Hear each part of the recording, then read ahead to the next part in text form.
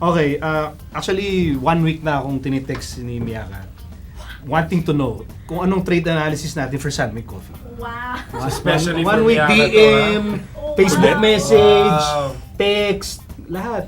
SMS, Instagram, snail mail, Maayos. smoke signal. Di ba dumating din sa inyo yung kartero? Telegrama, lahat. Singing telegram, lahat. Full support talaga. Oh, ano yan. Nico, don't forget yung episode na Good Night. Diba? Good night. Good night, sweet dreams. Yan.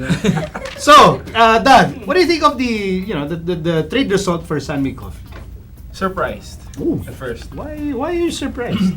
Actually, trade na si Josh Urbiston, I got surprised by that because he was playing major minutes with Tim, and then suddenly he trades one of Wait a his minute, mainstay you're point guard. surprised that San Mig Coffee is actually tinkering with its own lineup? Yeah, because actually knowing Tim Cone, he doesn't really do much movement, and ginalaw niya si Jonas. He moved them to our team sa Barako, Jonas and si JC, and then he let go Aldrich pa during the draft that they traded for. Ewan ko pa. King Barako, tapos Global Port, so Sean was jumping from table to table and then ending up napunta rin si Aldrich dun sa Alaska. So I'm pretty surprised with all these movements, but I guess the only way we can see if this is a success is during the games. But I think si Mallory is in a Yun naman talaga tawag natin sa kanya. is in a better place now. I think Pagpatayo na, better place. I got that from Charles. He's in a better place naman a now. better place? Basta sabayan niyo na ako, he's in a Sabihin better na lang place. natin na nagpapahinga na siya. So Doug was surprised. Ikaw, were you surprised? I agree with Doug. Ayaw mo lang mapalo eh. Basing from the movement that San Mig did nung draft, hindi ko masyadong maintindihan kung yung mga ginawa nila. Because they traded the first round pick for Anthony, shipped Anthony and another pick for Aldrich. from us. And then you Yeah. trade him away. I thought that Tim Cone wanted a role for Aldrich. And Which I he said was, I think he said like, he gave an NBA player that, shucks, I'm plugging in here, I forget the name.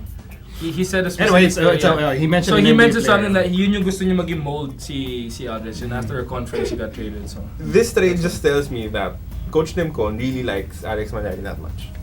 Because he let go of JC Antal, of Aldrich, of Jonas Villanueva, and you basically get Alex Malyari. What, so you don't understand why Tim Cone likes Malyari? No, that much? I just think that he does. Kasi yung bumalik na players, hindi ganun. parang lugi. Hindi naman lugi, pero hindi mo makita kung paano sila kasama sa sistema.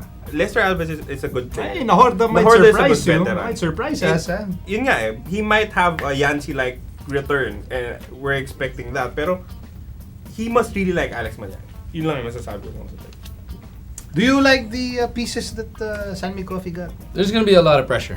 Let's just On take who? a look On who? on the point guards.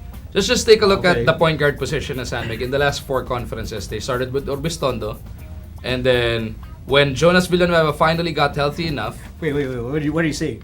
Next conference, si Baroka. Kaya ba sinasabi mo? Look at Kaya ba it. sinasabi mo? Orbistondo played fairly well, and then when Jonas Villanueva finally got healthy, they traded Orbistondo to give Villanueva a crack at starting. So, And then when he got hurt, Team Yeah. captain pa siya. oh, and then when Villanueva got hurt, Baroka was thrust into the starting spot, played major minutes, played great basketball.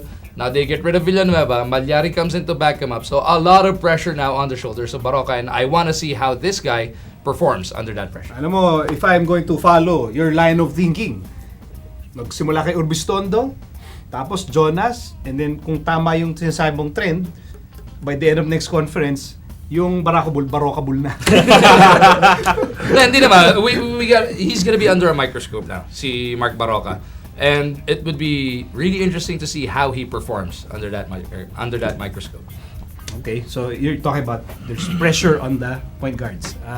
What is your take on the San Mig Coffee trade pickups. Well, I wasn't as surprised as Dog because, you know, it was something that was discussed and we talked about the trade, that what will happen. So we kind of had an idea that... Of That's course, what because you're one happened. of the no, tsaka he's one of the most powerful people in the PBA right now. So Yeah, I said, oh yeah, trade. You know, do this. Ganun, trade. But, you know, I've known for a fact that Coach Tim really liked Alex Malyari for the longest time. And, you know that for a and fact. to get a player of his caliber and, you know, a big name like him, you have to give up some pieces. And, you know, they obviously can't trade straight up with Petron. So, you know, I mean, Malyari's the type of player that Tim Cone likes, long athletic wings. He can play point for them. He can shoot from the outside. So he does a lot of things. You know, if Wesley Gonzalez is getting a lot of minutes, Malyari's like a younger version who's a little bit more skilled probably than Wesley. So, you know, I think he'll be able to develop into a crucial player. They're also getting si Nahorda, who's a good shooter. You know, he'll be a good role player. And Alvarez isn't too bad. He'll be a decent backup point guard. But also, I think Coach Tim really wants to give a lot of responsibility to Mark Barroco, like saying, this is your team, it's your show to run as the point guard. You're the point guard of the future. Coach Tim coached Abarientos, Coach Tim coached Tenorio. He's looking for that next superstar point guard that he can ride.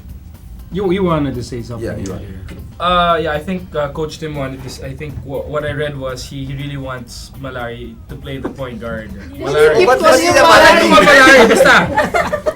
Play the point, parang Yeah. point forward yung dating Yeah, that's niya. what Like, he- and I think last conference, Joe Devance was also playing the same thing. that's- And in Petron, si Alex was playing, I think they were forcing him to play the 2 or bench. 3, yes. They were even And the making him bench. play 4. He wasn't playing that much, that's true. So happy situation for him. He's in a better place. He's still alive, dog.